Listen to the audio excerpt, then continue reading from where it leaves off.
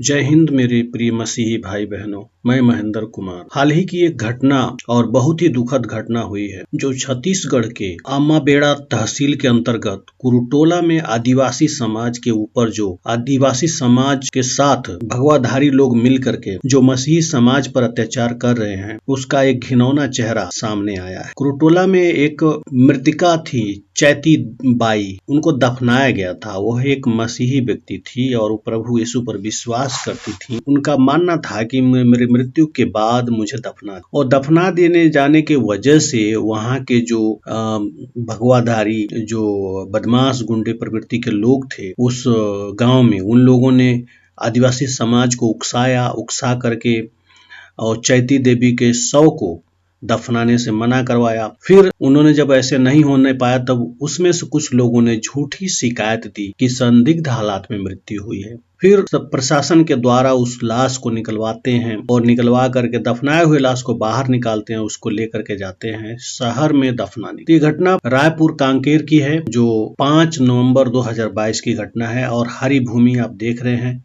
हरि भूमि ने इसको अपने पृष्ठ पर छापा है इस मैटर को, और इसमें पूरा डिटेल इस प्रकार से दिया है कि उनको कोई पुरानी बीमारी थी जिस बीमारी के चलते उनका चैती बाई का जो है कि निधन हो गया। लेकिन उनके जब वो जीवित थी तो ये लोग जो आज इतना उनके ऊपर जो मृत्यु के बाद उनकी डेड बॉडी को निकाल करके और उसको जांच करवा रहे, जीते समय इन लोगों ने उनके पास नहीं गए जांच करवाने कि उसका जांच करवा दें, उसको पीलिया हुआ है ठीक हो जाएगी। नहीं, इनको इंसान की भलाई से मतलब नहीं है, उसको जीवित रहे उससे मतलब नहीं है, लेकिन मर जाएगा तो उसके नाम पर राजनीति करना है, धार्मिक दंगा भड़काना है, धर्मांतरण का बहाना लगाना है, इस तरीके की तमाम प्रकार की झूठी बातें ये करते हैं और अपमानजनक बातें करते हैं, घिनौनी बातें करते हैं, क्योंकि इनकी सोच ही ऐसी घिनौनी है। क्योंकि जब चैती देवी जीवित थी तो कोई भी भगवाधारी या अन्य कोई भी उसको मिलने नहीं गया, उसको दिखने नहीं गया, उसको पूछने नहीं गया।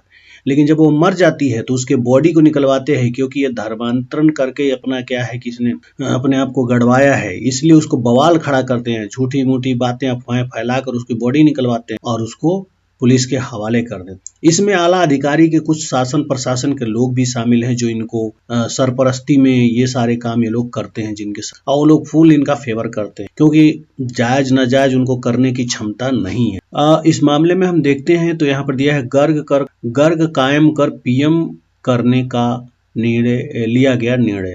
अर्थात गर्ग मतलब जो शव को निकाल करके उसका पोस्टमार्टम कराया जाएगा, पीएम मीन्स पोस्टमार्टम कराया जाएगा। एक तरफ गांव धर्मांतरिक होने पर गांव में महिला के शव को दफन नहीं किया जा रहा था, वहीं दूसरी तरफ अमाबेड़ा पुलिस ने गोड़िया पार फूप गांव निवासी 50 वर्षीय अकालू राम मानिकपुरी द्वारा जनपद उपाध्यक्ष भंवरलाल जैन के साथ उपस्थित होकर जानकारी देते हुए बताया कि 45 वर्षीय चैती बाई का मौत संदिग्ध हालात में हो गया है। उनकी शिकायत पर ही गर्ग कायम कर पीएम करने का निर्णय लिया गया है। देख लीजिए यहाँ पर मतलब कहती दो तरफी बात कर रहे हैं। एक तरफ इसमें साफ साफ दिया है कि एक धर्मांतरित होने पर गांव में महिला का शव दफन करने नहीं दिया जा रहा। दरअसल बात यह है कि इनको इसलिए नहीं थी कि उसकी संदिग्ध हालात में मृत्यु हुई थी। ये भगवाधारी और बजरंग दल के जो आतंकवादी लोग हैं का मेन मकसद था कि इसने अपने आप को दफनाया क्यों, इसने जलाया क्यों, क्योंकि दफनाने से मैसेज जाता है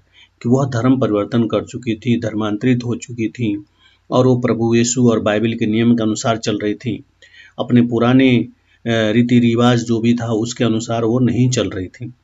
लेकिन ये इन लोगों को नागवारा गुजरा, इसलिए इन लोगों ने झूठा बवाल खड़ा करके उस मरे हुए लाश को भी इन्होंने नहीं बख्शा।